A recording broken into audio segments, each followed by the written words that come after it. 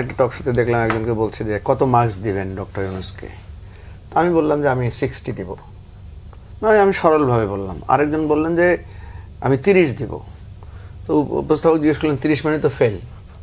তো বলছে ফেল না, আমি চাই যে ওনাকে বেঞ্চের উপর দাঁড় করে রাখবো। ডক্টর ইউনূসকে বেঞ্চের উপর দাঁড় করে রাখা উচিত। ধরেন এই কথাটা তো আমরা কেউ হাসিনাকে বলতে পারি নাই যে হাসিনাকে বেঞ্চের উপর দাঁড় করে রাখা উচিত বা এটা করা। তো এখন তো এটা আমরা বলতে পারছি।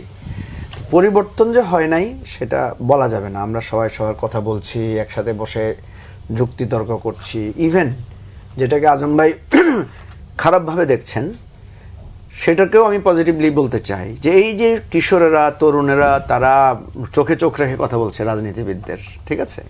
কারণ ওরা তো হাসিনার চোখে চোখ রেখে কথা বলেছিল। ওই ট্রেন্ডটা এখনো আছে। একটা জিনিস মনে রাখতে হবে, গণ অভ্যুত্থান সবসময় নিয়মকে ভেঙে করে। গণ অভ্যুত্থান সবসময় সভ্যতাকে গুড়িয়েই করতে হয়, ঠিক আছে? শেখ হাসিনা যখন বলেছিল রাজাকারের নাতিপুতি, ওরা কিন্তু প্রতিবাদে কালো কাপড় ধারণ করে নাই। ওরা প্রতিবাদে আমরা রাজাকার নই, আমরা রাজাকারের নাতিপুতি নই বলে নাই। ওরা বলছে যা বেটি আমি রাজাকারের নাতি, কি হয়েছে তোর? আমি এইভাবেই করেছে তারা। হ্যাঁ, এখন কথা হচ্ছে এটাই কি তারা কন্টিনিউ করবে? এটা তো হয় না। কারণ যুদ্ধ যখন করি আমরা অস্ত্র হাতে নিয়ে যুদ্ধ করি, যুদ্ধ যখন শেষ হয় তখন তো অস্ত্র সমর্পণ করি।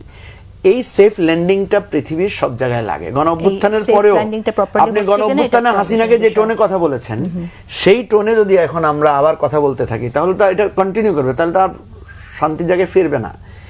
এই সেফ ল্যান্ডিংটা আমাদের এই হিলিং এর মধ্যে দিয়ে হতে হবে। এই যে ওরা খারাপ করছে বা কেউ করছে, আবার আজম ভাই দরদ দিয়ে সমালোচনা করছেন, এটাই প্রসেস।